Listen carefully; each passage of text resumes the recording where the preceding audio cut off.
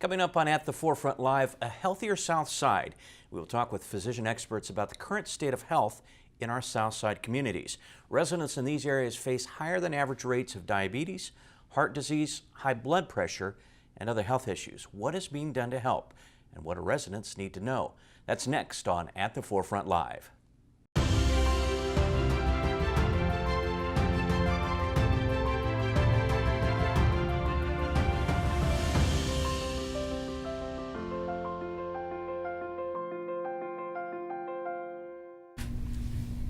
Physicians Edwin McDonald, Doriane Miller, and Monica Peak join us to discuss health disparities and improving health for Southside residents. Over the next half hour, we'll take your questions live, so start typing in the comments section and we'll get to as many as possible. We want to remind everyone that today's broadcast is not designed to take the place of a consultation with your doctor. So first of all, welcome to the program. Thanks for being here today. Thanks, Tim. Yeah, thanks for having us. So let's just jump right into the questions. We've got a lot, and we actually had quite a few questions in advance from somebody looking at the Facebook page. So that's a neat thing. I don't know if we've ever had that before, but we appreciate it. So again, type your questions in. We'll get to as many as possible over the next half hour. Let's start with what are some of the health concerns that Southside residents disproportionately face in comparison with other areas of the city. I don't know who wants to jump in on that one.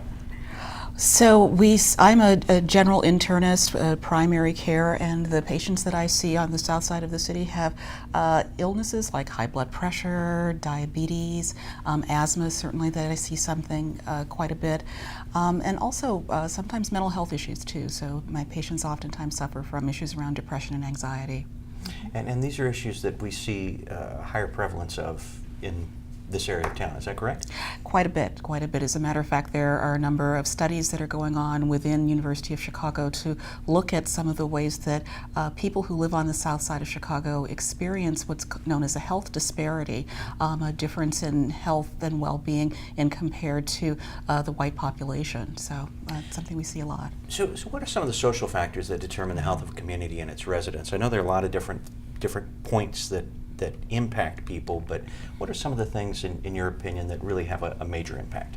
You know, one of the things that I think people tend to think is having a doctor is the only thing that has to do with having good health. But if you could bring up the graphic that I provided for you, it actually gives a very nice description of what types of things are the real determinants of health. And frankly, it's not so much about having a doctor or medical care. Medical care only takes up between about 10 to 20% in terms of what constitutes overall health and well-being. But personal behavior has something to do with it. Genetics, what you inherit from your mother or your father, that also has a lot to do with your overall health and well-being. But some of the things that we see, particularly on the south side of Chicago, have to do with social circumstances, issues around sometimes people not having the resources that they need in order to support their health. And then finally, environment. So when we talk about social circumstances and environment, those two seem to be the two major factors that can potentially be manipulated. What exactly are they, and how do we work to making that better? You know, one of the factors that I think is critical in terms of social circumstances is education. And one of the things that we've seen through studies is that someone who has a higher education level tends to have better health. And it has to do with income and access to services, but also people tend to smoke less, they drink less alcohol, and also have healthier behaviors. One of the things that I would add, part of that piece of that pie was that 40% had to do with behaviors. Mm-hmm. And I would argue that those behaviors are also driven by people's social circumstances. Yeah. And so that they don't happen in a vacuum. And so the environment in which people live largely determines the behaviors in which they'll behave in. And so that where people live, work, and play will determine the kinds of food that they have access to, whether or not it's safe to go out and exercise, many of the other things that they'll be able to do to promote their health or to not be able to promote their health and engage in health promoting behaviors. And so those two things are tightly linked. And so when we look at a community, we're looking not just at the people in those communities, but the physical environment and the social environment in those communities and how well they're able to support or not support their residents to live a healthy lifestyle. Well, you know, I think that's an excellent point, because even when you're driving, if you get much very far out of Hyde Park. Not you'll very far notice at all. Grocery Yeah. stores, there Blocks. just aren't very many grocery stores. And the grocery stores that you do happen to see oftentimes are maybe not quite exactly what you would hope for from a healthy standpoint and that sort of thing. And it was interesting, we shot some video over the summer, in fact, at one of the community gardens. And somebody made a comment to me at one of these community gardens that really stuck with me. A lot of the residents in that specific neighborhood didn't have good transportation, so they couldn't go to a grocery store and get fresh fruit. So the community garden was kind of a lifeline for them, but not everybody has that as a resource either. So it really makes it tough for people to get good food. And I know that's a big issue with what you do, Dr. McDonald, as well, because healthy eating is something you're very involved in. Yeah, so for me, I run a weight management clinic. So I'm on the Southside, I'm here in the hospital. A lot of what you said about behavior I see every single day. So a lot of food choices are really driven by a lack of choices and lack of access to healthy food. So for me, when I see someone in clinic and I have to navigate physical activity, navigate diet, I have to really address some of these social determinants. A lot of people live in neighborhoods where they literally do not feel safe exercising. And they may not necessarily have money to go to the local gym or to go even to the local YMCA or the park district, because a lot of these resources are not necessarily free. But what is free is just being outside. But if being outside is not a safe environment, what choices does someone have? So that's what I help with. Well, it's interesting as well because, as you're well aware, and I think you've said on this program before, weight has such a significant impact on health just across the board. And if folks are not in good shape from a weight standpoint, it really impacts in many different ways. Yeah, so there's definitely a lot of various conditions associated with extra weight gain. So diabetes would be one of them, high blood pressure, metabolic syndrome, fatty liver disease, joint pain. Sometimes we can also see coexisting depression, anxiety. So weight is one of those things that it's a condition that really requires a multidisciplinary approach to managing it. So we do have some questions that have come in from viewers. I'm going to get to some of those if I can make my computer work here. First question, what do you believe to be your organization's strategies and strengths in addressing specific health needs of a diverse population? Because I know UChicago Medicine is pretty heavily involved in trying to make a difference with health on Southside, because this is our neighborhood. Can you expound on that, anybody? Yeah. I'm going to let you start because you work with the Urban Health Initiative. Thank you. So the Urban Health Initiative is actually designed to address many of these issues around health and well-being for people who live on the south side of Chicago. An example of a program that's specifically designed to address the health disparity or higher rates of asthma in children is the University of Chicago's Pediatric Asthma Center. We do this program in partnership with another community hospital, but we have community health workers that can work with families, so children and their parents or caregivers, around ways in which they can actually have better outcomes, stay out of the emergency room with asthma attacks, and to teach them how to do a better job in terms of managing their environment. Because as we know, it's not just about taking the medication, but also when we think about some environmental causes, it's about thinking about your home. Are there things in there that might trigger asthma? So I think that that's one strong example of a way in which University of Chicago Medicine and the Urban Health Initiative is addressing this question. And why is asthma such an issue in this community? Oh, I think that there are multiple issues around asthma and why it tends to be more of an issue in the community. One of which is that we have issues around air pollution, particularly in the summertime when we get ozone action alert days. Many of the poorest communities on the south side of Chicago are actually very close to our expressways. And so if you think about a lot of the pollution that's coming from cars, kids being outside when they can and breathing in that air, that can be an issue. Internal environment can make a difference as well, and so thinking about dust mites that might be in the home or other things for people who may not necessarily have access to appropriate extermination services. And so sometimes we think about bugs in the home, sometimes we think about droppings from rodents in the home, being things that can sometimes trigger asthma. And Dr. Peak, I know diabetes research is what's near and dear to your heart. Yes. Can you talk to us a little bit about issues with diabetes on the south side, and again, what are we seeing and how can we fix this? Right. So diabetes is a problem that disproportionately affects African Americans, low-income persons, other marginalized groups in the country, including those of us in this city. And there are hot spots in Chicago, primarily those on the south side and on the west side. And so we at the university are trying to do a lot to work specifically with our neighbors and our patients that are here on the south side of Chicago. And so there's a program called the Southside Diabetes Project. So it's www.southsidediabetes.org for anyone who's interested. And we have been doing this program for 10 years now.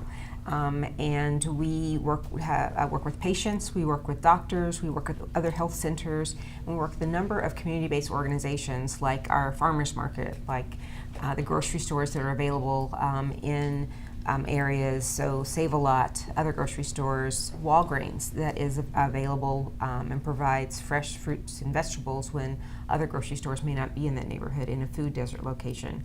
We work with the Chicago Health Department with their free prescriptions, as you were mentioning, for park districts. So the park district is a low-cost intervention, but for some people that cost may be still prohibitive. And so we work with a number of people within the city to find resources and make them more accessible to people who live on the south side and are trying to find more ways to manage their diabetes in their day-to-day life. That's great, and those are all, I think, fantastic programs. Let's talk about some of the other ways to address health differences experienced by Southside residents. And Dr. McDonald, if you want to kind of kick us off, in particular, I think when we talk about diet and food deserts, that's interesting to me because we touched upon that briefly, but there are some real areas in this community that just are not served adequately by a good grocery store. Yeah, definitely. So there was a study back in 2006 by a woman named Mari Gallagher, who essentially defined food deserts in Chicago. And what the study revealed was that essentially almost all the food deserts in the city of Chicago were located in African American neighborhoods, like 100% of them. So they were either on the south side or on the west side. Now, ultimately, when it comes to food deserts, it's one of the terms that is somewhat kind of falling out of favor nowadays because it's really not the reality of some of these neighborhoods. The reality is that there's plenty of food in these neighborhoods. It's just not necessarily healthy food. So these areas, especially on the south side, are actually inundated with unhealthy food that is easier, there's more accessibility to this unhealthy food compared to the healthier food. So one of the newer terms that people are now using to describe some of these areas are food swamps. So it's a swamp when it comes to unhealthy food, and people have a lot of access to it. So one solution to the problem, yes, is getting more grocery stores into some of these neighborhoods. But ultimately, that's not the sole solution by itself. That's just one piece of the puzzle. So in Philadelphia, they actually attempted to do that. So they went to underserved areas and they put up more grocery stores.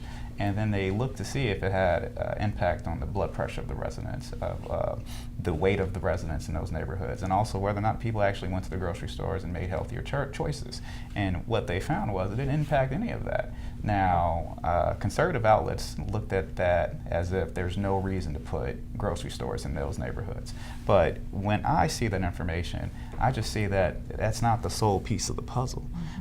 Because if there's no educational component, it's hard to change behavior. So one of the things that I try to do, I try to provide that educational component. Hence I do cooking classes and give lectures and get in the community and teach. As a matter of fact, literally after this, I'm going to be doing a cooking class in the hospital for Medicare patients.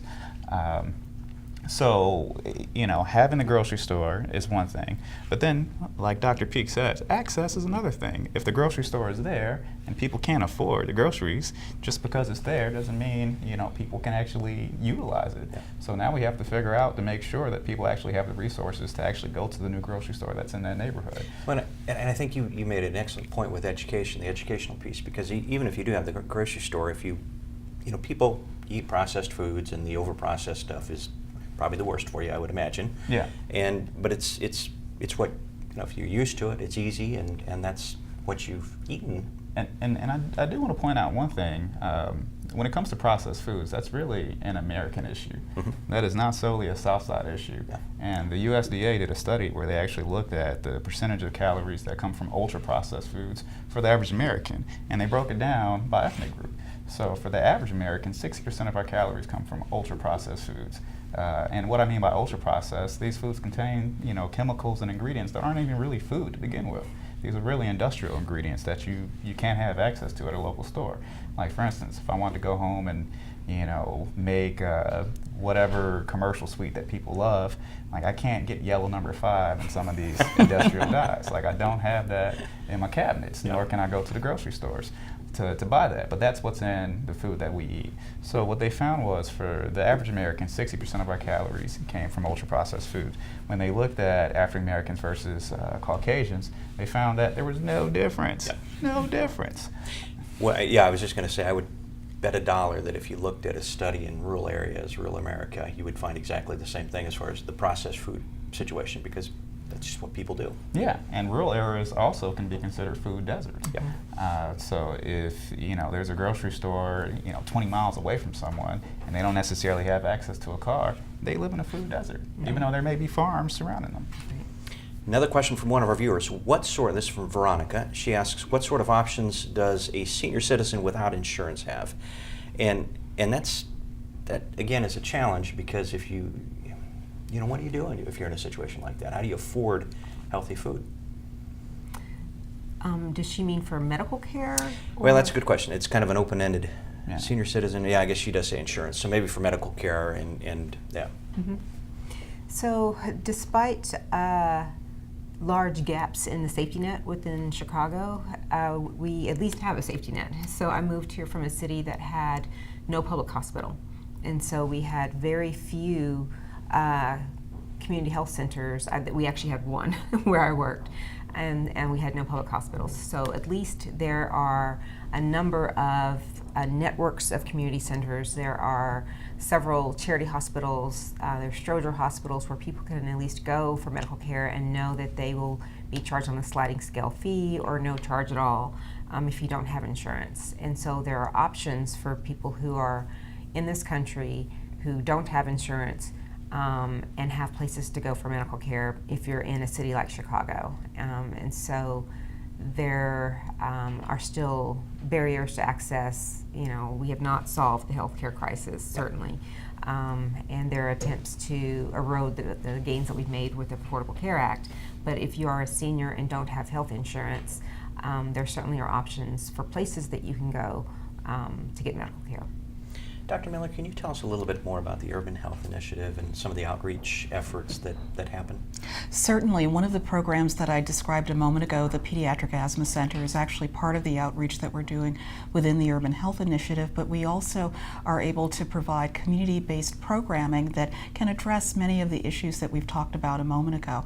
We've had the opportunity to have Dr. McDonald participate in one of our Community Grand Rounds lectures, in which we go into community sites and we have University of Chicago faculty members on the same platform as people in the community that are addressing issues around health and well-being. The events themselves are planned by community members along with support from University of Chicago faculty and staff. The program is in its 9th year of operation, and we've had topics as broad as looking at issues around healthy eating and healthy living. We've had people to come in who have been able to address a lot of the issues around nutrition, but also things like how do you raise healthy teenagers in the 21st century? What about positive parenting? How do you address issues around violence in the community, keeping your kids safe? How do you address issues around work, and how does work contribute to health and well-being? So again, we really do think about health in the broadest sense, that it is the complete presence of physical, mental, and social well-being, and not just what we're able to provide through health care. And this question is open to anybody or all of you. Tell us about some of your work and your own work and research that you've done to address some of these health disparities. So the diabetes program that I was telling you about earlier, the 10-year project that's based here at the University of Chicago, is actually a research project. And so we're not testing drugs or anything, we're just trying to find solutions that are effective. And so everything that we do, from our food prescription program to our mobile texting program to our patient education classes that we've rolled out into church communities, all of those are testable interventions with hypotheses that we collect data about. And we've been fortunate to have very creative teams that have patients on them and community members, so they're well informed. And we've been finding solutions and strategies that work. So people are doing better about managing their diabetes. Their diabetes is getting improved, and so we're hoping that will translate over time into fewer complications and fewer hospitalizations. And so those are, that's a body of work that is not just helping people here on the South Side, but is being used as a model nationally for other cities and other countries. We've been invited to go to South Africa and New Zealand and the Netherlands to talk about what we're doing here at the University of Chicago that can be done and translated in other settings. That's pretty impressive. How do people, if somebody wants to learn more, or if they want to attend a class or something like that, how do people find out about this? At our website.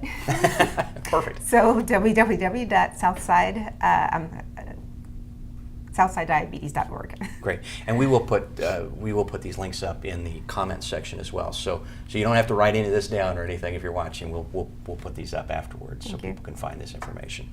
So and Dr. Miller, I'm curious again. Same question. What kind of work are we seeing here?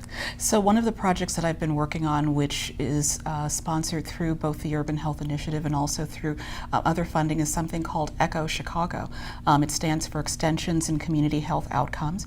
And what we do is that we train providers in the community that work at community health centers to address some of the issues that trouble patients that don't have insurance or may only have Medicaid for insurance in order to provide them with better health through healthcare. So it's almost as if they're doing a virtual consultation with specialists here at the University of Chicago in a telemedicine format. They join us about once a week in order to learn a little bit more about the care of things like anxiety, depression, serious mental illness, the care of high blood pressure, and other conditions, so that they can patients can receive care in the settings that they're normally accustomed to in community health settings, and it helps to provide the providers with a lot better information on how to care for these patients. I'm so glad you brought up mental health issues, because there's such a stigma obviously attached to many mental health challenges, and it's difficult, I think, to find care oftentimes. There are fewer mental health care providers possibly than other health care providers. What kind of help is there for residents that specifically have mental health issues or are worried about that? Well, one of the things that we're building through our behavioral health integration series within ECHO Chicago is working with health centers and the existing staff. So customarily, these are either family physicians, advanced practice nurses, also known as nurse practitioners, and social workers, to train them how to both identify and do a better job in treating patients that have anxiety, depression, and now we're actually running a research study on the care and treatment of patients who may have serious mental illness. And so thinking about conditions like bipolar illness or schizophrenia and how that care can take place, both identifying it but also care within the primary care setting, and then partnership with other community mental health organizations. And I imagine medication is also an issue there as well. If you have folks that can't afford medication, particularly in situations like that, it's a real problem. It can be a real problem, but we try to work with the sites on ways in which they can select the appropriate medication for their patients in a cost-effective fashion. What a tremendous service that is. And Dr. McDonald, I know you talked a little bit about some of your nutrition classes, and you're getting ready to do one today. So you do a lot of community outreach through those classes. And what kind of response do you get from people? Are they excited to learn? Are people, is this new to folks or not? So people are very excited to learn, and people are also excited to share their experience. So there are a lot of people who do have experience cooking, so it's not like people just never cooked before. So in any given class, I may have someone who's been the matriarch of their family, who's been cooking, for years and taught by their grandparents and so on and so forth. Or I may have someone who's never really cooked a meal, a man who's recently divorced, is on his own and doesn't really know what to do. So when we do a cooking class, it's really a communal event to some degree. And right now, I'm running a project with the Comprehensive Care Center where I created their nutrition curriculum. And the goal of the curriculum is really to try to educate people about the U.S. dietary guidelines and use nutrition classes and cooking to see if we can actually get people to be more adherent to some of those guidelines. So I really just provide some of the information and also give people recipes, especially low-cost recipes that most people may have access to. And I really demonstrate not only just the recipes, but also the techniques. So when I went to culinary school myself, there was a big emphasis on not necessarily being reliant on recipes, but understanding the techniques, which means you have the skills to just cook. So I show people the techniques that they could apply to anything they want to do without needing any recipes, and that's really having a true understanding of what it means to cook. So what about seniors when it comes to nutrition? Because one of the things that has always kind of struck me, I've got elderly parents, and Yeah. my mother has dementia and Alzheimer's, so she doesn't obviously cook anymore, and my father never really did, and it's pretty obvious now. He's put on a lot of weight, and Yeah. again, probably kind of what we were talking about earlier, eating the prepackaged stuff and that sort of thing. So is there help for seniors that need to learn this as a new skill? Yeah, so the class I teach is specifically for seniors. So Great. you have to be a Medicare patient and actually to qualify for the class. So seniors, I mean, there are some specific issues that may involve seniors. And so sometimes as we age, we develop difficulties chewing in terms of poor dentition. So some of those issues need to be addressed because people can have foods of like harder textures. And then some people can develop conditions where there's difficulty swallowing associated with some of those conditions.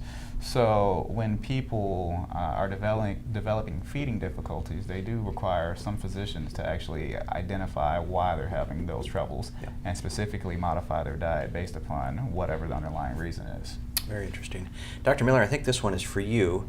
Are you seeing an increase in post-traumatic stress among youth impacted by violence? Absolutely, we are seeing youth who come into the medical center and also youth in the community that have been impacted by violence. And actually one of the programs that I have been working on in conjunction with the Logan Center for the Arts and Urban Gateways is designed to address that program. The program is called WRAP. It stands for the Wellness Recovery Arts Program. We've been doing this program for a couple of years, and we bring kids in from schools within the Chicago area that have been exposed to violence in one way or another to work with trauma-informed teaching artists in order to express some of the concerns that they have had around their feelings and frustrations in the experiences that they've had. Very successful program. We received funding through the University of Chicago to actually expand the program last summer, and we're going to continue doing that over time. That's fantastic, and I know we have programs within the hospitals themselves too to help kids that are impacted in one way or either the victims of violence or maybe they've witnessed something, and it's got to be pretty tough. So And it's can I add one more thing about trauma? Absolutely. So, trauma is one of those things that really impacts everyone. It really does. And in my weight management clinic, I see it every single day. So whenever I see a patient, one of the first questions I ask really tries to get to the bottom of when people started gaining weight. I try to identify some of the factors that contribute to weight gain, and some of those factors are beyond just what we're eating. You really have to get to the root cause of some of the behavior, and oftentimes people bring up episodes of trauma, and the trauma could be sexual trauma, which unfortunately does happen, or it could be trauma to a loved one. So I've seen plenty of people who've had children who passed on due to violence, and that was the root cause for some of the behaviors that led to weight gain. So people started to rely on comfort food just to feel better, just to help get through the trauma. So it is a very complicated issue, and it's not something that just solely affects kids. It affects families, it affects neighbors, it affects everybody. Mm-hmm. So we are nearing the end of our half hour. This went quickly. It certainly did. So I'd like to get some closing thoughts. And Dr. Peak, if we could start with you, how do we move forward as a community, as a society, to try to make some of this better? Yeah, I think that we're in a good time and space for that. That as a country, we are looking more towards activities and programs that bring the medical centers out into the community and the communities into the medical centers, trying to integrate medical and social needs of patients all at the same time. And we're certainly starting to do that here. And so I think there's a lot of hope for our ability to really address some of the root causes of disparities with healthcare teams being a key part of that solution. Dr. Miller? It's about partnership in addition to having physicians here who are interested in promoting health and well-being, we need to know from you as community members what kinds of things you think are of highest priority, because it may not necessarily be the kinds of things that we work on here at the University of Chicago, but we have wonderful resources and opportunities to partner together to figure out how we can tackle some of these really tough problems in our society. Dr. McDonald? I agree with everything my colleagues have said, and I would also add empowerment. So with those partnerships, I want to see people to feel empowered to go into the communities and also partake in improving the care of their own communities, as opposed to me as a physician being the one who dictates everything that should be done. I want people to have the skill set and the tools to take care of things on their own to the best of their ability. All great information. Great. Thank you guys. Appreciate Thank you it. for having us. That's all the time we have for on At the Forefront Live today. I want to thank our viewers for their great questions. And if you want more information about some of the health topics we discussed on today's program, you can visit our website at UChicagoMedicine.org, and we will put some of those links in the comments, so we'll make sure we get that in there as well. Or you can call 888-824-0200 and join us for our next At the Forefront Live. That's Thursday, February 21st. That's when we'll discuss head and neck cancer and some of the latest treatments that are available. Also, check out our Facebook page for future At the Forefront Live dates and subjects. Thanks for watching. Have a great week.